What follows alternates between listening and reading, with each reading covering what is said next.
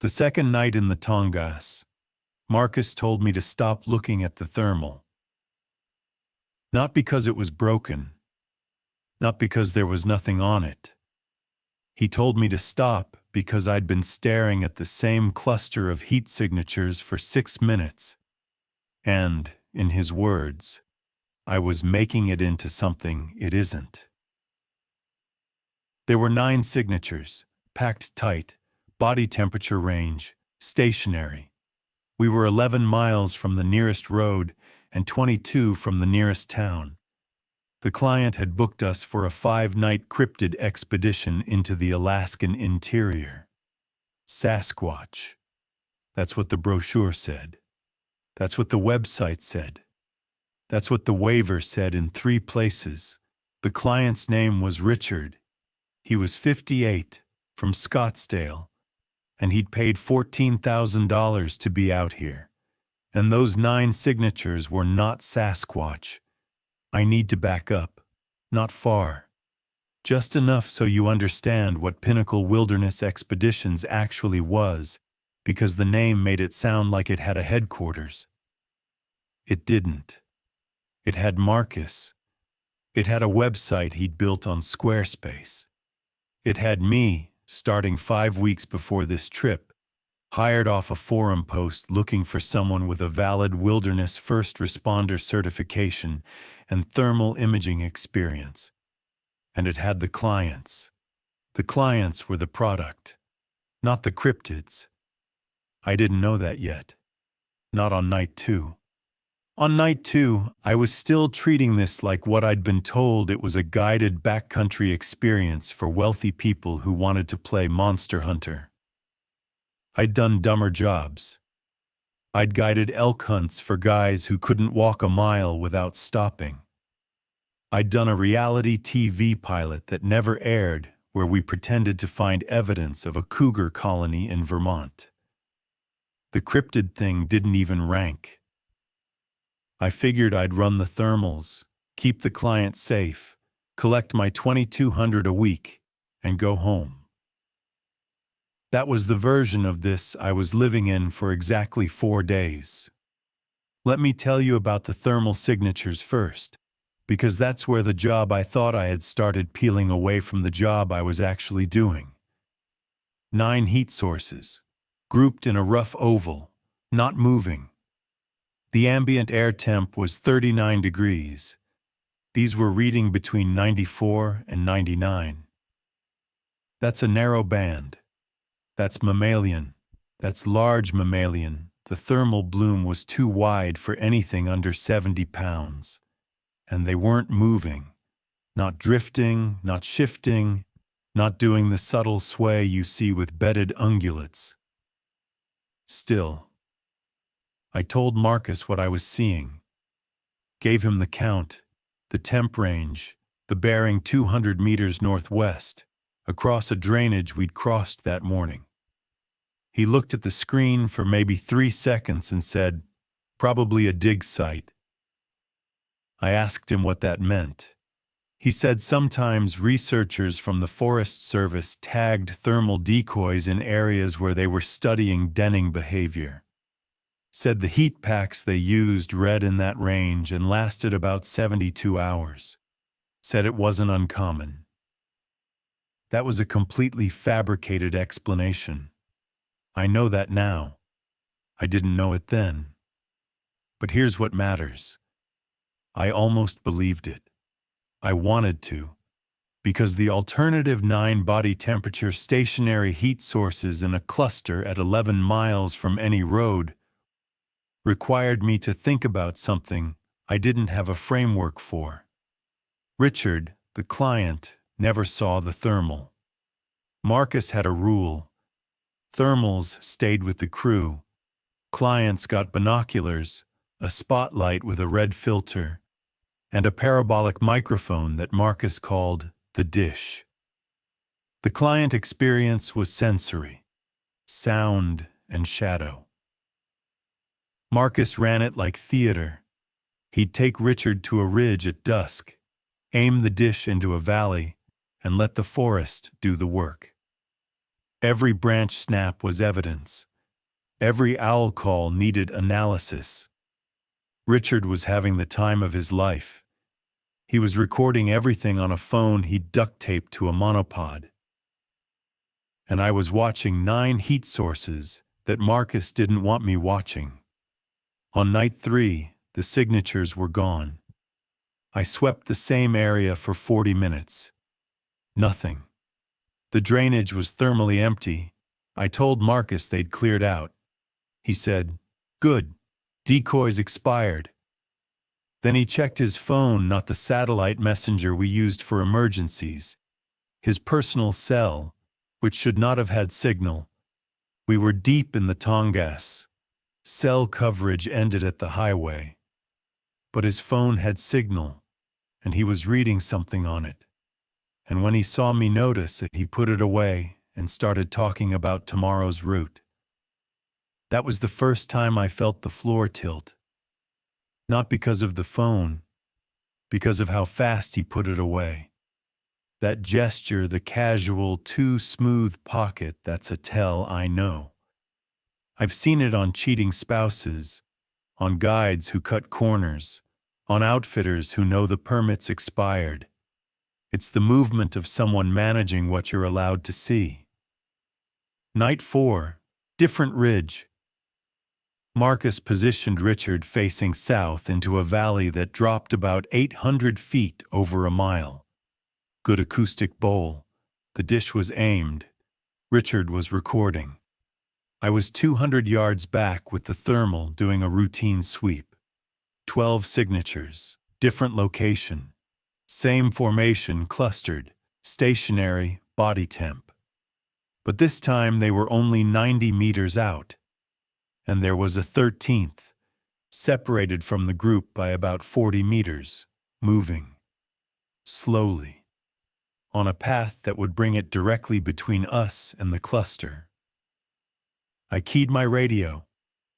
Marcus came back immediately. Not with a question. With an instruction. Pack the thermal into the case and bring it to me. Not what do you see, not how many. He told me to pack it. I didn't pack it. I kept watching. The 13th signature was bipedal.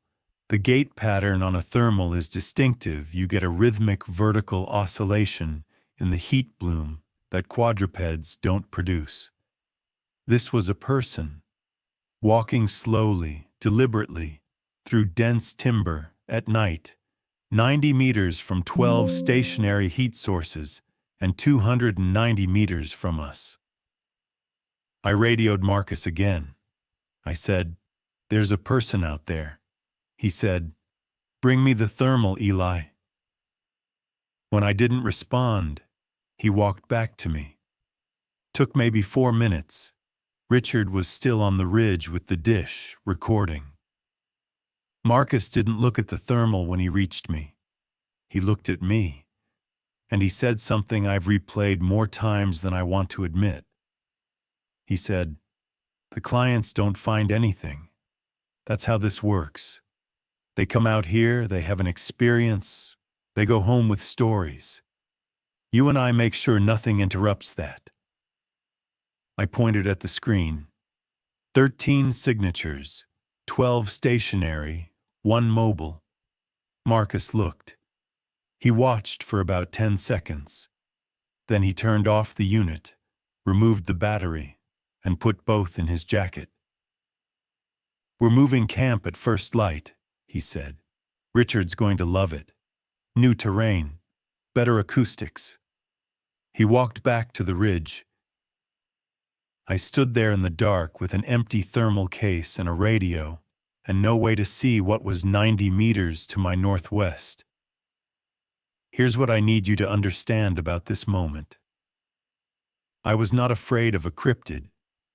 I'd never been afraid of a cryptid.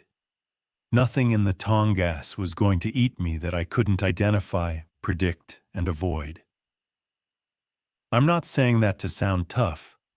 I'm saying it because the fear I felt right then was a category I didn't have equipment for.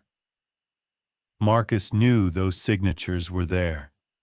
He knew before I told him. And his response wasn't curiosity, wasn't alarm, wasn't professional concern. His response was information control. He managed me the way he managed Richard. I just hadn't noticed it until my tool got taken away. We moved camp at dawn. Richard thought it was an adventure. Marcus pitched it as following a lead. He said he'd heard vocalizations during the night that suggested a territorial boundary, and we needed to relocate to intercept. It was beautiful bullshit. Richard ate it alive. The new camp was 6 miles east, higher elevation, thinner canopy. And this is what I only realized later, closer to a drainage that connected, through about 4 miles of continuous riparian cover, to a logging road that wasn't on our maps. I know it wasn't on our maps because I'd built the maps. That was part of my job. Marcus gave me the USGS quads for the area, and I digitized our route, layered in contours, water features, and known trail systems. I'm thorough. It's why he hired me. And that logging road, a decommissioned spur off a Forest Service trunk route, was not on the quads he gave me. I found it later, on a different quad set, one that covered the adjacent drainage. The road had been decommissioned in 2014, but the grade was still passable. Someone with a high-clearance vehicle could drive to within 4 miles of our new camp, using a route that never intersected our planned itinerary. That means someone could reach us, or something near us, without us ever seeing a vehicle, a headlight, or a tire track. Night 5. Last night of Richard's expedition. Marcus was in peak performance mode. He had Richard on a granite outcrop overlooking a creek confluence, running the dish in a slow sweep, narrating in this low, reverent voice about acoustic windows and primate communication patterns. Richard was whispering into his phone about how this was the most incredible experience of his life. I didn't have the thermal. Marcus hadn't returned it. But I had my own equipment that I hadn't told Marcus about, a handheld FLIR unit, about the size of a thick phone that I'd bought for coyote surveys 2 years earlier. Personal gear. It wasn't as powerful as the crew thermal, but it was mine, and Marcus didn't know about it. I swept from the outcrop while Marcus had Richard focused south. Nothing south, nothing east, nothing west. North behind us, uphill, in the timber we'd walked through to reach this outcrop. 14 signatures. Stationary, tight cluster, 300 meters. And 2 more, mobile, moving laterally along the slope above the cluster. Both bipedal. I watched for 12 minutes. The 2 mobile signatures moved in a pattern I recognized because I've done it myself. Perimeter movement. Check. Pause. Scan. Advance. They were walking a circuit around the cluster. Slowly. Methodically. The way you move when you're making sure nothing approaches. Guarding. 14 things that read as large mammals, not moving, and 2 people guarding them. In the Tongass National Forest, 11 miles from any mapped road. On the 5th night of a Sasquatch expedition that cost a retired dentist from Scottsdale $14,000. I didn't tell Marcus. I didn't radio. I pocketed the FLIR and sat through the rest of the session. Richard heard a barred owl, and Marcus told him it was a response call, possibly territorial. We might be near a family group. Richard was so happy he was shaking. We hiked back to camp. Marcus debriefed Richard over freeze-dried pad thai, going through the audio recordings, circling anomalous sounds on a frequency chart he'd printed in advance. I sat by the fire and said nothing, and waited for Marcus to go to sleep. He didn't. He stayed up after Richard turned in, sitting on a log outside his tent, checking that phone again. At one point he typed a message, a long one. Then he stared at the screen, waiting for a reply. When it came, he read it. Nodded. I swear he nodded, like the person on the other end could see him and put the phone away. Then he looked directly at me, across the fire, and said, "You're doing a good job, Eli. I want you on the next one." The next one? I hadn't known there was a next one. He'd hired me for a single expedition. 5 nights. That was the contract. But he said it like it was assumed. Like of course there would be a next one. Like I'd already agreed. I said I'd think about it. He said, "The next client is different.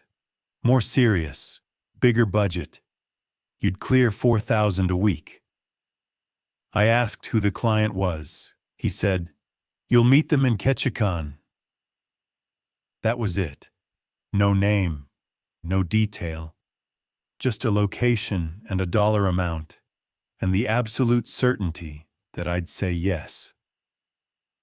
Richard flew out the next morning from the float plane dock at the trailhead.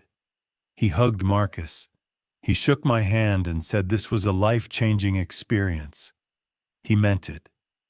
He'd spent 5 nights in the Alaskan wilderness, heard owls and foxes and wind, and was going home to Scottsdale believing he'd been within 100 yards of an undiscovered primate. He was going to tell everyone. He was going to post the audio. He was going to book another trip. And he was never, not once, within 100 yards of anything unexplained. What he was within 100 yards of what we all were, I still didn't know. But I knew it was real, it was large, it was stationary, it was guarded by people, and Marcus was aware of it before we ever left the trailhead. I should have gone home, I know that. I had a truck in Juneau, a sublet in Boise, and enough in my account to last 2 months if I was careful. I should have driven south and let this be a weird story I told at bars. I didn't. And I need to be honest about why, because the reason matters. It wasn't bravery. It wasn't investigative instinct. It was the $4,000 a week. I'd been freelance for 3 years. I'd guided for outfitters who paid late, done contract wildlife work for agencies that lost funding mid-project, and spent one entire winter living in my truck in a Walmart parking lot in Twin Falls. Marcus was offering me more per week than I'd made in most months, and the work, from the outside, was easy. Run a thermal, keep a client safe, don't ask questions. The money was the leash. I knew it was a leash. I took the next job anyway.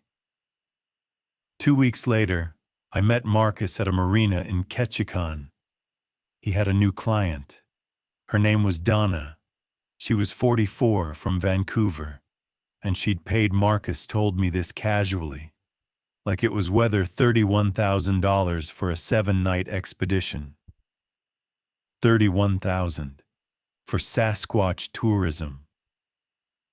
Dana was not like Richard. Richard was enthusiastic and credulous.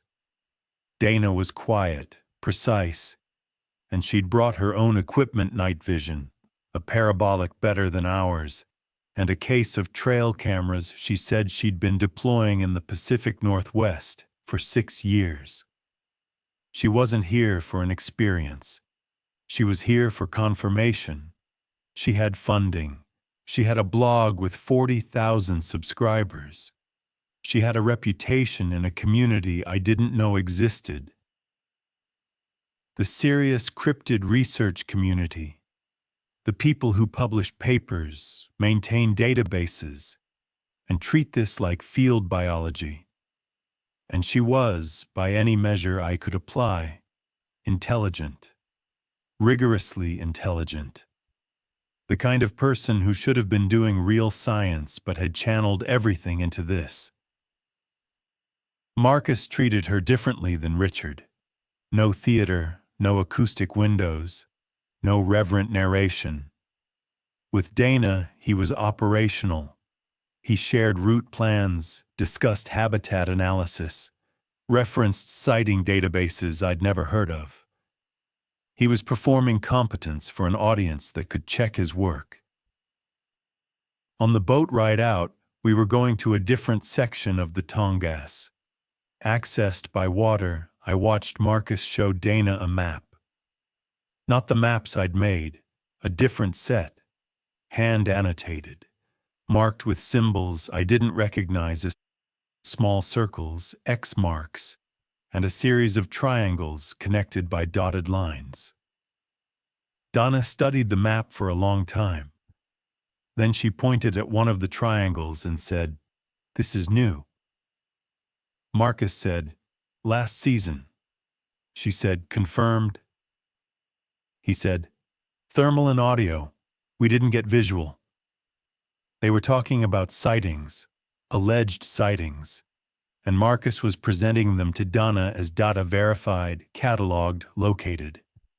He was selling her proof that this area was active, that her $31,000 was buying access to the real thing. I looked at that map, and I recognized two of the triangle locations. They were within a mile of where I'd seen the clustered heat signatures on Richard's trip. We made camp on the second evening on a gravel bar beside a river I'm not going to name. Marcus set the perimeter.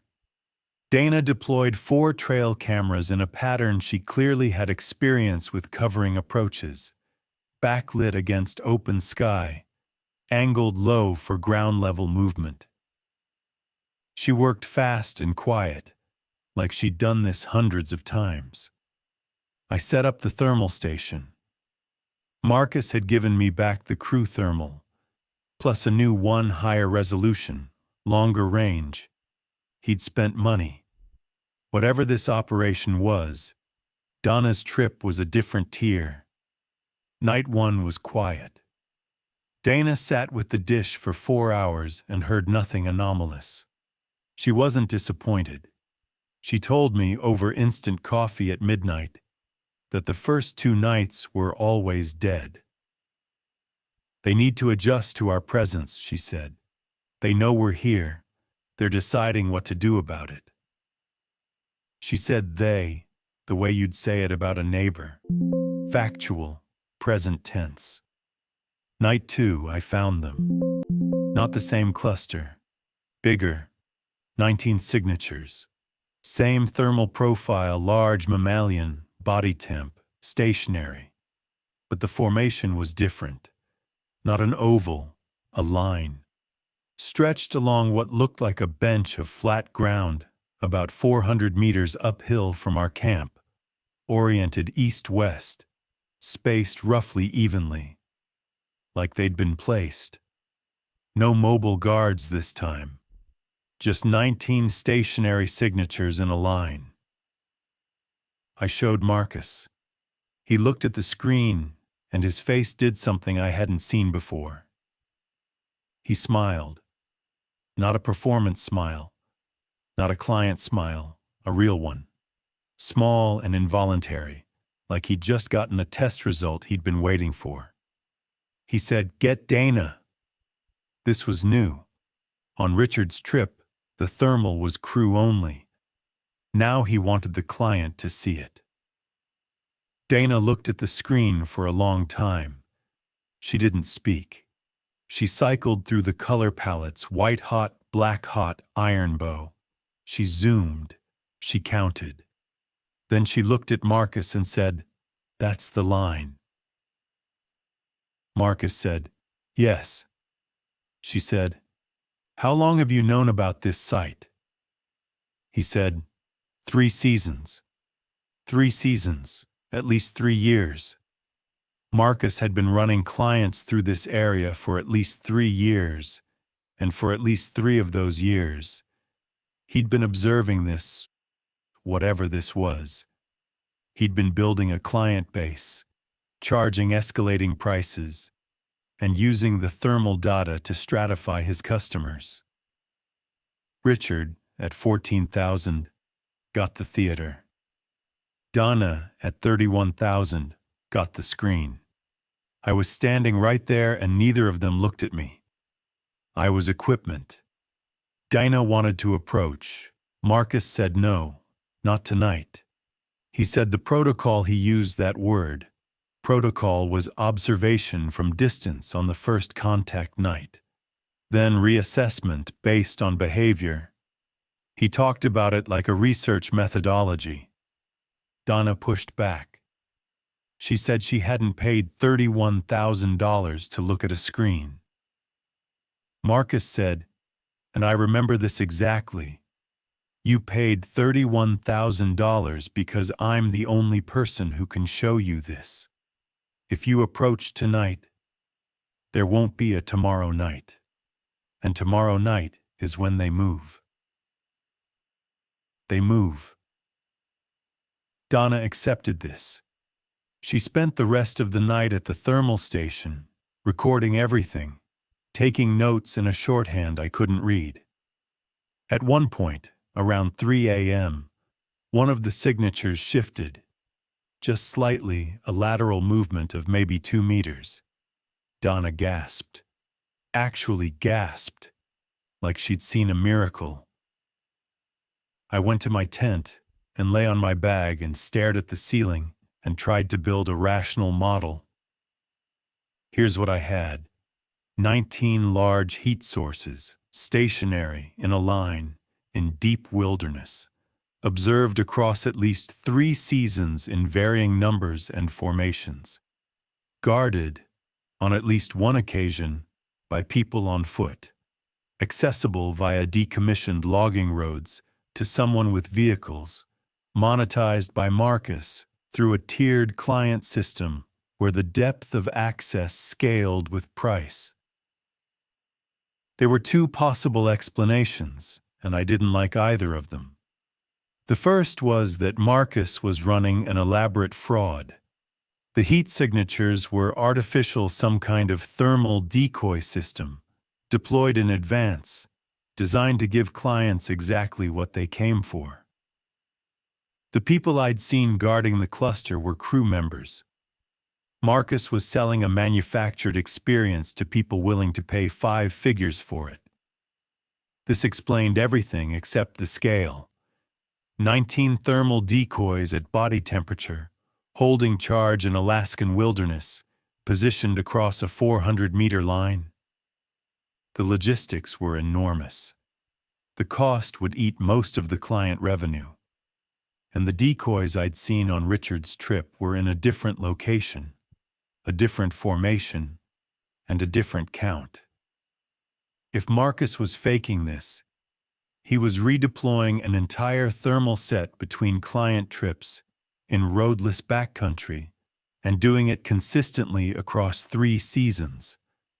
Possible, expensive, insane, but possible. The second explanation was that the heat signatures were real, living things, large, stationary for hours, arranged in patterns that implied placement rather than natural behavior. Not Sasquatch. Nothing about this suggested an undiscovered primate. Primates don't hold formation. Primates don't line up evenly across a 400-meter bench. But something biological, something warm-blooded, something big enough to bloom on thermal at 400 meters.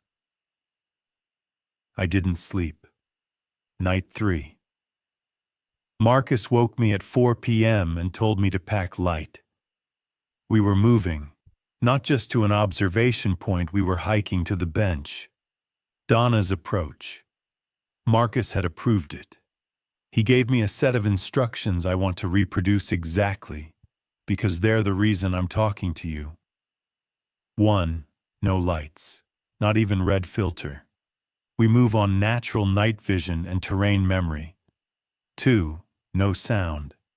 Dana's dish stays in camp. No electronics except the thermal.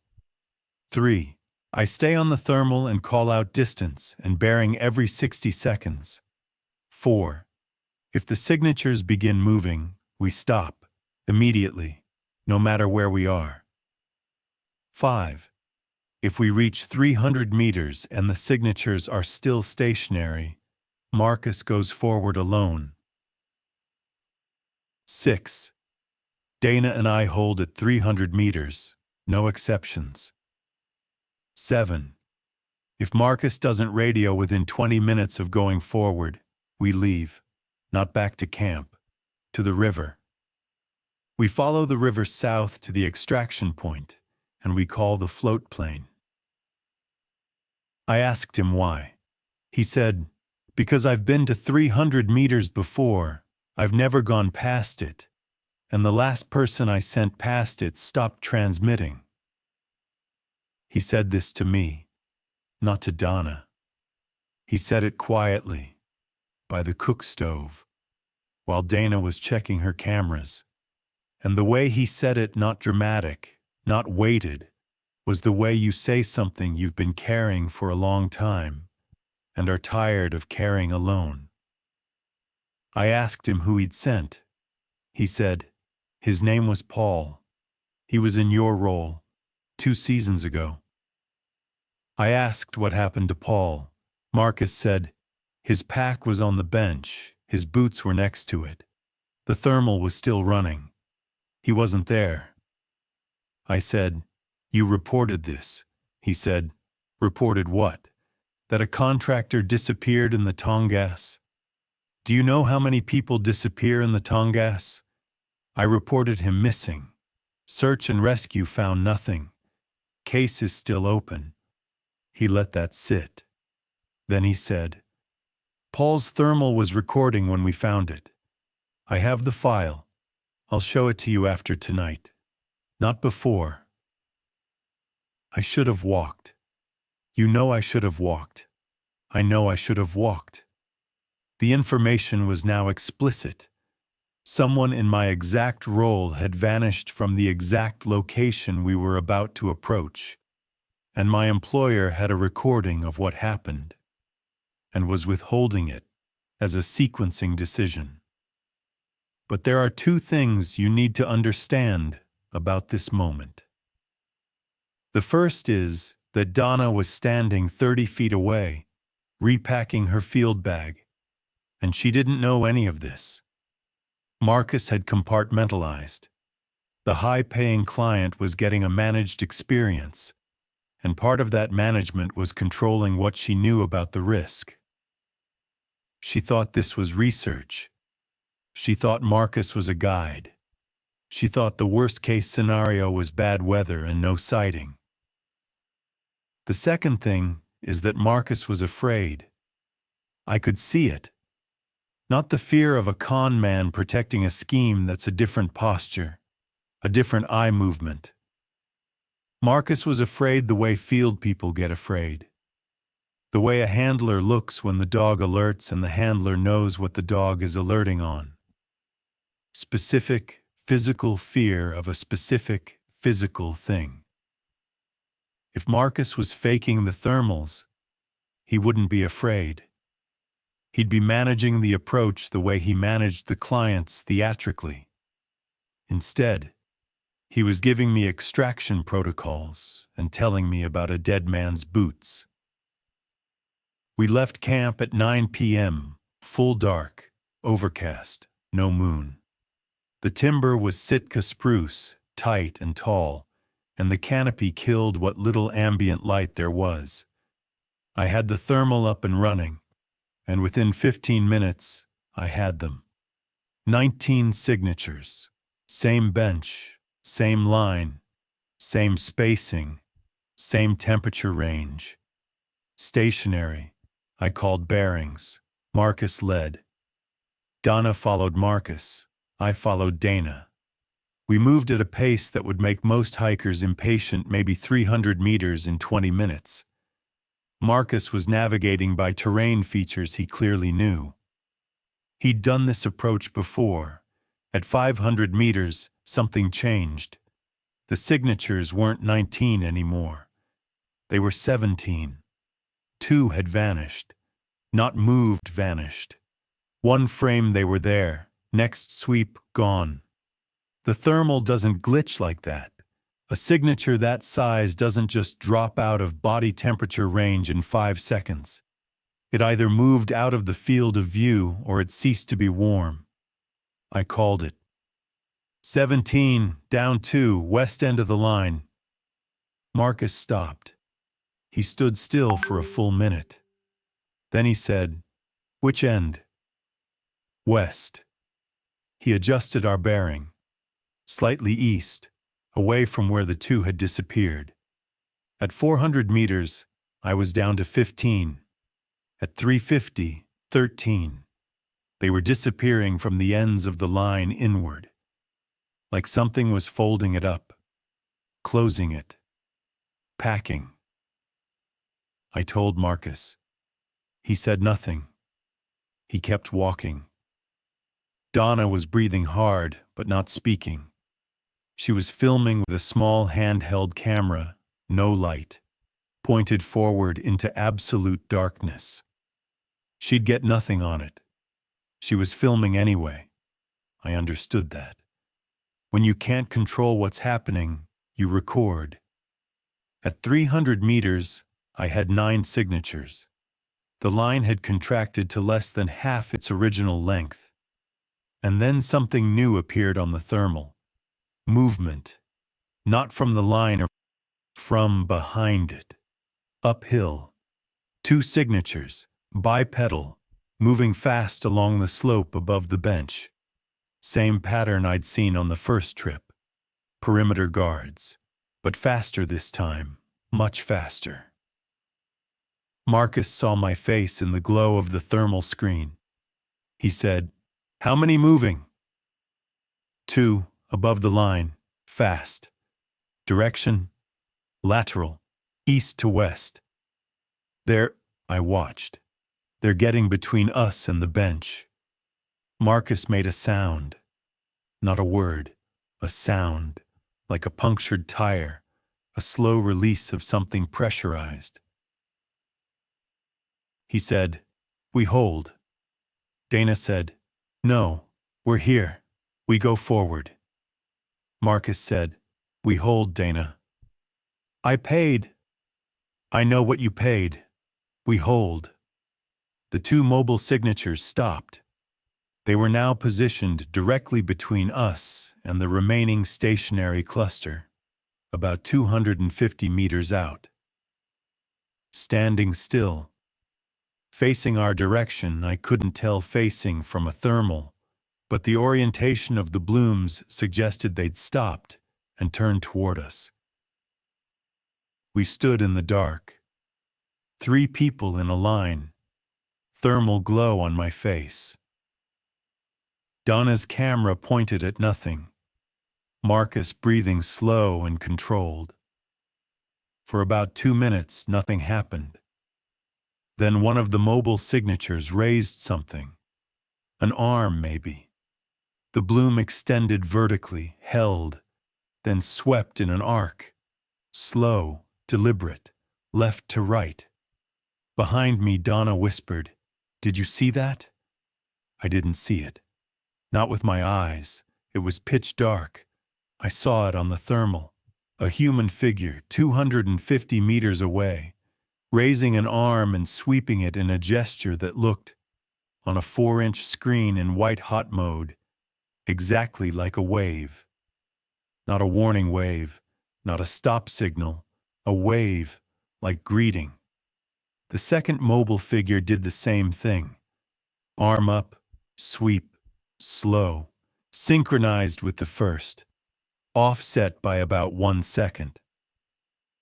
Then both signatures turned and walked back uphill, behind the line, and disappeared from the thermal. Not vanished, moved out of range, behind the terrain, into dead ground. The stationary signatures began moving, all 9 of them, simultaneously, not scattering processional. They moved in the same direction, north, uphill, maintaining their spacing. Like a column, the speed was walking pace, human walking pace. Within 4 minutes, the bench was thermally empty. I swept the entire hillside. Nothing. 300 meters of slope, a quarter-mile of bench, and no heat signature larger than ambient anywhere. Marcus said, "We go back." Dana said, "We go forward. We check the bench." Marcus said, "No. The bench is clear." "You just said—" "I said we go back." Dana turned to me. "Eli, the bench is empty. There's evidence up there, tracks, scat, trace. We need to collect before rain." I said nothing, because I was watching the thermal, and on the thermal, in the direction we'd come from behind us, between us and camp, there were now 4 signatures. Stationary, body temp, blocking the path we'd walked in on. I showed Marcus the screen. He looked at it for a long time. Then he sat down. Just sat down on the moss and put his hands on his knees. Donna was still talking, but Marcus was just sitting, looking at the ground between his feet. And I watched him become very still. And I realized he hadn't planned for this. All his protocols, his distance rules, his extraction plans. They assumed the threat was in front of us, on the bench. He'd never accounted for something behind us. "Marcus," he looked up. 4 signatures on our return path. 200 meters south, stationary. They're not moving," he said. "Are they in a line?" "No, spaced wide, covering the drainage." He closed his eyes, opened them, stood up, and I watched Marcus become someone I hadn't seen before. Not the showman, not the guide, someone operational. He said, "We go east, off route, down to the river. We do not stop." Dana said, "My cameras." "Your cameras are gone. We go now." We went. Through timber in the dark, with no trail and no route and no plan except east and down. Marcus moved fast. Donna kept up. I walked backward for the first 200 meters, watching the thermal, watching those 4 signatures behind us not follow. They stayed exactly where they were, blocking the route back, not pursuing, containing. And that's what broke my last model, because decoys don't maneuver. Decoys don't block a return path after you've committed forward. Decoys don't wave. We reached the river in 40 minutes. Marcus turned south. We walked the gravel bars in the dark, ankle deep in glacial water, for 3 hours. Nobody spoke. Dana cried at one point, quietly, still walking, wiping her face with her sleeve and not stopping. At the extraction point, Marcus called the float plane on the sat phone. It came at first light. By 8 a.m. we were in Ketchikan. On the dock, Donna turned to Marcus and said, "I want my money back." Marcus said, "For what?" She said, "You've been running clients past a guarded site for 3 years. You know what's up there. This isn't research. This is tourism to something you refuse to explain." Marcus said, "You saw 19 heat signatures in a formation no known animal produces. You saw coordinated bipedal movement. You saw a response to your approach that demonstrated awareness, communication, and tactical positioning. That's what you paid for. That's what you got." Donna stared at him. Then she said, "What are they guarding?" Marcus didn't answer. She said, "The stationary ones, the ones in the line. What are they?" Marcus said, "I don't know. Paul might have known.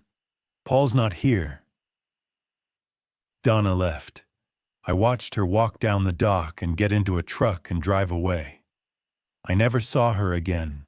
Her blog went silent 2 weeks later. Not deleted, just no new posts. The last entry was about acoustic analysis of a recording from the Olympic Peninsula. Nothing about the Tongass. Nothing about the line. Nothing about the wave. I was standing on the dock with Marcus and I said, "Show me Paul's thermal file." He took out his phone. Not the satellite messenger. His personal phone. The one that had signal in the Tongass. He opened a file and handed it to me. It was 16 minutes of thermal footage, time-stamped, dated 18 months prior. The camera was stationary. Paul must have set the thermal on a tripod or a rock. The field of view showed the bench. 22 signatures in a loose cluster, not a line. Paul was visible in the frame, a single moving signature, approaching the cluster from the south. At 11 minutes, Paul was within 50 meters of the cluster. At 12 minutes, several of the stationary signatures began to move. Not away, toward Paul. Slowly. At 13 minutes, Paul stopped walking. The stationary signatures continued to close. At 14 minutes, Paul's thermal signature was surrounded. 8 or 9 of the formerly stationary signatures had formed a ring around him, tight, maybe 5 meters in diameter. Paul was not moving. Neither were they. At 14 minutes and 30 seconds, the ring contracted. At 15 minutes, there was a single thermal mass where Paul and the surrounding signatures had been. Not a pile, not a collapse, a merge. The blooms combined into one reading. Uniform, body temperature, stationary. At 16 minutes, the single mass separated back into its original components.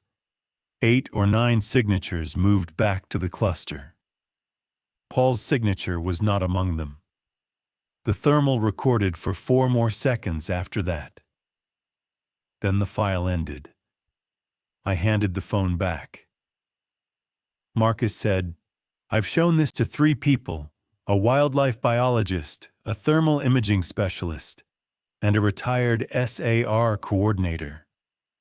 The biologist said the file was corrupted. The thermal specialist said the resolution was too low to determine what happened. The SAR coordinator watched it twice and asked me for the GPS coordinates." "What did you give him?" "Nothing. He wanted to send a team." "And?" "A team would walk up to the bench and the bench would be empty and they'd find nothing and leave and file a report that says inconclusive. I've seen it happen." I said, "Because whatever's up there moves when it's approached by anyone who isn't paying you." Marcus flinched. Actually flinched. And I saw it, the thing that made Marcus run this operation. The thing underneath the money and the clients and the tiered access. He flinched because I'd said the true thing. The signatures didn't flee from search teams. They weren't afraid of people. They were selective. They appeared for Marcus's clients because Marcus's clients came on Marcus's terms, small groups, predictable routes, managed approaches. The signatures tolerated observation because the observation was controlled. They appeared on a schedule because Marcus had, over 3 years, established a pattern they recognized. He hadn't discovered a phenomenon. He'd built a relationship with it, and the relationship had terms he didn't set. He could bring people to watch. He could sell the experience. He could charge whatever the market would bear. But the 300-meter line was real, and Paul was the proof of what happened when you crossed it. I asked him one more question on that dock. What happens to the clients who want to go back? He said, they all want to go back. And the price goes up, the access goes up, and the distance goes down. How close has anyone gotten? Someone who paid enough? Marcus looked at the water. Fishing boats were coming in. Gulls were screaming. The morning was obscenely normal. He said, 90 meters. A client last year, tech money, paid $70,000 for a solo night with me on the bench. What happened? They were there, close enough to hear breathing, not animal breathing, not wind. Breathing with a rhythm that sounded considered, like they were deciding how to breathe for him. He sat on that bench for 4 hours, and he didn't move, and they didn't move, and when we left he was a different person. Different how? Quiet. He was a talker when he arrived. Couldn't stop. After the bench, he barely spoke. He flew home, sold his company within 6 weeks, and moved to a town in Alaska I can't find on a map. I tried to contact him for a return trip. His number was disconnected. His email bounced. His LinkedIn is gone. I stared at Marcus. And you still sell this? I sell observation. I sell distance. I sell the closest you can get to something that isn't supposed to be there without becoming part of it. Part of it. Paul's thermal is still up there, Eli. Running, recording. I checked the feed 6 weeks ago through a satellite relay I installed 2 seasons back. The thermal is still powered and still transmitting. That's impossible. Batteries would be dead and it's been transmitting for 18 months. The battery life on that unit is 72 hours. He let that land. The file I showed you, that's from the initial recording. But the thermal is still sending data. I have 18 months of continuous footage from that bench. What does it show? The same thing, every night. The line forms, they hold position. And at 4:13 a.m. every night, one of them separates from the line and moves to the exact spot where Paul disappeared. Stands there for between 6 and 8 minutes, then returns to the line. One of them visits the spot where Paul, every night, same time, same duration, for 18 months. I left Ketchikan that afternoon, drove to Juneau, flew to Boise, went back to my sublet, took a shower, sat on my bed, stared at the wall. Marcus called me 4 days later. I didn't answer. He called again the next day, and the next. On the 7th call, he left a voicemail. I still have it. I've listened to it 11 times. He said, Eli, I need you for the next one. The client is a producer, documentary, real budget. She wants 3 weeks in the field and she's willing to go to 90 meters. The fee for you is $8,000 a week. And I want to show you something I haven't shown anyone.